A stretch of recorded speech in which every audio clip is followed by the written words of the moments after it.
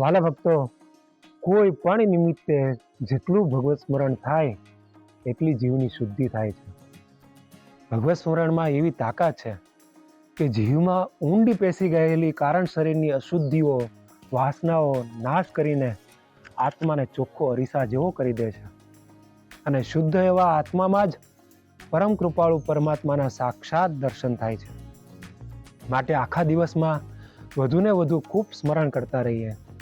સૂતા, જાગતા, નાતા ધોતા, હાલતા ચાલતા, ખાતા પીતા, ભણતા, કામકાજ કરતા, અરે નોકરી ધંધો કરતા, સેવા કરતા, એમ સર્વકાળે સ્વામિનારાયણ સ્વામિનારાયણ બિરાજ કરીએ. હવે મારા વાલાને નહીં રે વિસારું રે, શ્વાસ ઉચ્છ્વાસે તે નિત્ય સંવારું રે.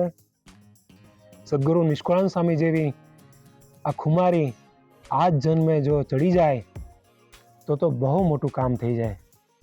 શ્રીહરિ સાથે અતિ વિશ્વાસપૂર્વક હેત હોય તો આવી રીતે સતત સ્મરણ થાય અને પ્રભુ પામવાની તમામ સાધના તત્કાળ પૂર્ણ થાય.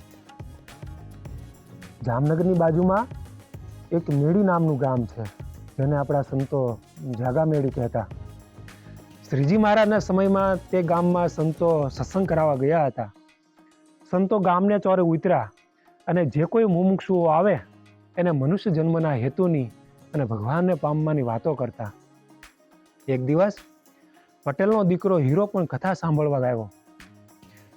સંતોએ શ્રીહરિનો અપરંપાર મહિમા કહ્યો, તેથી મુમુક્ષો એવા હીરાના હૃદયમાં તે શબ્દો આર પાર ઉતરી ગયા અને સ્વામિનારાયણ ભગવાન છે એવો દ્રઢ નિશ્ચય થઈ ગયો. પછી તો દિવસે પણ સંતો પાસે આવવા લાગ્યો અને સત્સંગ કરવા લાગ્યો. એણે વર્તમાન ધારણ કરીને કંઠી પહેરી અને પૂજા કરવાનો પણ નિયમ લીધો. સંતોના સમાગમથી સારો એવો સત્સંગી થયો અને સ્વામિનારાયણ મહામંત્રનું અખંડ ભજન કરવા લાગ્યો. હીરાને નિયમ પાલનની દ્રઢતા કરાવી સંતો બીજે ગામમાં ગયા. તે દિવસે હીરા ભક્ત તો પૂજા પેટી લઈને ઘેર આવ્યા. સવારે નાહીને પવિત્ર થઈ પૂજા ખોલી, સરસ મજાનો તિલક ચાંદલો કર્યો અને હાથમાં માળા લઈને ફેરવવા લાગ્યો. એ સમયે એના જમ જેવા બાપે હીરાને પૂજા કરતા જોયો અને તરત જ તાડુક્યો, એલા એ હીરા, આ ધતિંગ કોણે શીખવાડ્યું? બંધ કરા તારું ટીખળ. મારો છોકરો થઈને પૂજા પાઠ કરે છે? હજુ તો વેચ જેવડો છે અને ત્યાં ભગત થઈ જવું છે? આ રીતે બોલતો બોલતો હીરા ભક્ત પાસે આવી અને પૂજાની મૂર્તિઓ લઈ અને ફાડી નાખી, અગ્નિમાં નાખીને બાળી દીધી. ભગવાનની મૂર્તિઓ બાળી દીધી એથી હીરા ભક્તના દિલમાં પારાવાર દુઃખ થયું અને તે દિવસે તેઓ જમ્યા પણ નહીં. બીજા દિવસની સવારે હીરા ભક્તે પવિત્ર થઈ અને માનસી પૂજા કરી. પછી ભગવાનને સંભાળીને સ્વામિનારાયણ સ્વામિનારાયણ બોલવા લાગ્યા. ત્યાં તો પેલો નરાધમ બાપ આવી અને તેને મારવા જ મંડી પડ્યો. જેમ જેમ મારે તેમ તેમ હીરા ભક્ત જોર જોરથી સ્વામિનારાયણ સ્વામિનારાયણ બોલવા લાગ્યા. સ્વામિનારાયણનું નામ સાંભળીને બાપને તો વધારે ક્રોધ ચડ્યો અને નાના એવા હીરા ભક્તનું બાવડું પકડીને એને ગાડામાં બેસાડીને વાડીએ લઈ ગયા. વાડીએ જઈ એ દાનવ જેવા બાપે ગાડા ઉપર ભરોટું ભરી અને હીરા ભક્તને બળદને ગળે બાંધવાના જોતરે બાંધી દીધો. પછી તો બોલ્યો, એ હીરિયા, હું હિરણ્યકશિપુ છું. કાન ખોલીને સાંભળી લે. તારા સ્વામિનારાયણનું નામ લેવું બંધ કરી દે, નહીતર આ ગાડું ઉલાળીને તને મારી નાખીશ. બોલ, નામ લેવાનું બંધ કરે છે કે નહીં કે ભર ઉલાળું? ત્યારે હીરા ભક્તે મનોમન સ્વામિનારાયણ ભગવાનને સંભાળ્યા અને મક્કમ બનીને જવાબ આપ્યો, હે પિતા, તમે હિરણ્યકશિપુ છો તો હું પ્રહલાદ છું.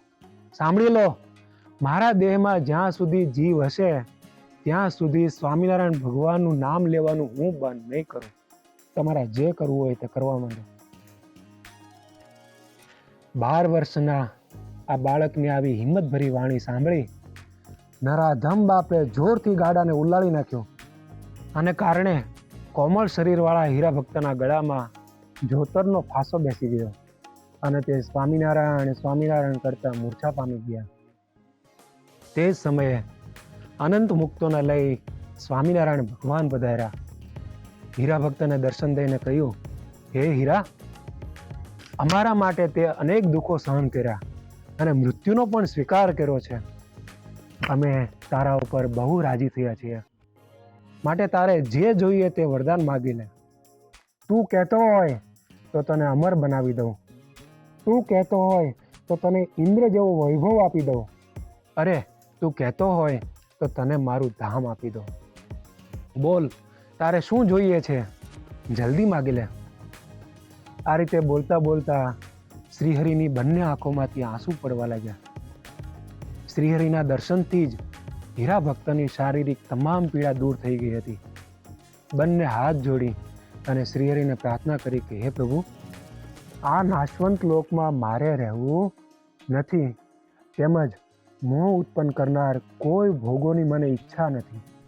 મારે તો આપની સેવામાં જ નિરંતર રહેવું છે, માટે મને તમારી સાથે લઈ જાઓ. હીરા ભક્તનું આવું કહેવું સાંભળી અને શ્રીહરિ તો અતિ રાજી થઈ ગયા. પ્રસન્ન ચિત્ત થઈ એણે તરત જ તેનો અભય છોડાવ્યો અને દિવ્ય શરીર આપ્યું અને પોતાના અક્ષર ધામમાં લઈ ગયા અને પોતાનું દિવ્ય અલૌકિક સુખ આપ્યું. આપણે પણ એવા દિવ્ય સુખના ભોગતા બનવા માટે વધુને વધુ મહિમા સાથે ભગવત સ્મરણ કરીએ. જય સ્વામિનારાયણ.